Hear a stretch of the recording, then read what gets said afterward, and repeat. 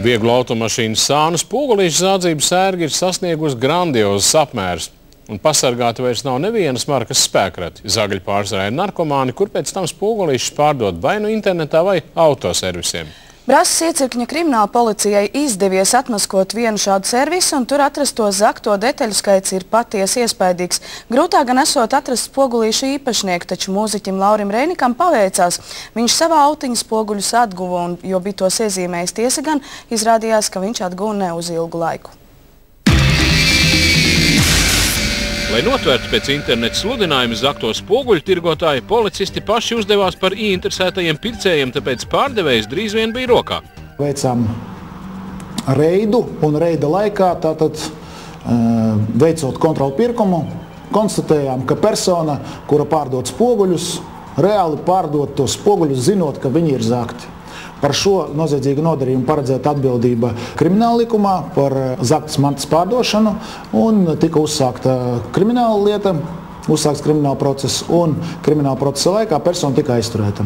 Jau pirmajā pratināšanā viņš saprata, ka liekties ir bezjēdzīgi, un uzrādīja arī kādu autoservisu Gaujas ielā, uz kuru parasti arī nesis nozaktās detaļas. Izbraucot uz notikumu vietu uz autoservisu, konstatēt ļoti daudz spoguļu, parkinga sensori, moldingi, kuriem, teiksim, uzņēmuma vadība nevarēja uzrādīt izcelsmes dokumentus.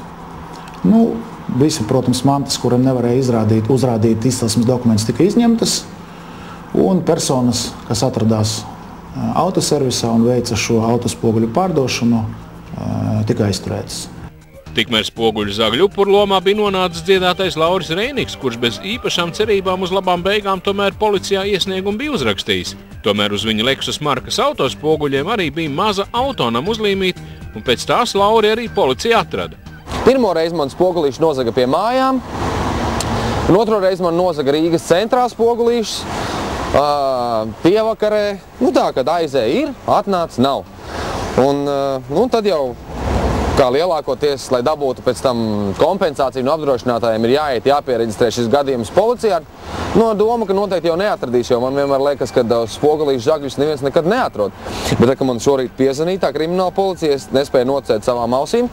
Lauris visiem iesaka kaut kā tomēr iezīmēt savu autiņu spoguļus, jo tad cerība tos atgūt ir stipri lielāka. Tad, kad es ierados Brasas iecirknī, tepat Klijānu ielā 4, es biju pārsteigts, cik daudz spoguļu ir atrasti, un viņi bija pa zemi izlikti visādām mašīnām, un arī manējie tur bija, un es viņus uzreiz atpazinu. Un tie visi ir spoguļīši un mašīnu deļteļas, kas ir nozagtas mašīnām Rīgas centrā. Kreisajā pusē no Brīvības ielas, tur klusais centrs ir, un man arī tur tieši nozaga. Tiešām, un nevienai no tiem spoguļīšiem un no tām detaļām nav nekāds atpazīšanās zīmes. Tā kā, lai dabūtu pēc tam savus atpakaļ, kaut kas ir jāizdomā, lai jūs zināt, ka tie tiešām ir jūsu spoguļi, jo viņus atrod, tikai nav kam atdot. Kamēr cilvēki paši pirks zaktās detaļas, tikmēr šis zādzību vilnis nebūs apturams, taču apgrūtināt šo tirgošanos mēs taču varam. Diemžēl Laura prieks par atgūtajiem spoguļiem nebija ilgs, jo tajā pašā naktī tos atkal nozaga. Tāpat kā 3 citām automašīnām. Kārlis Sežants, Ilgars Vīdemēks, Ansbergs, Degpunktā.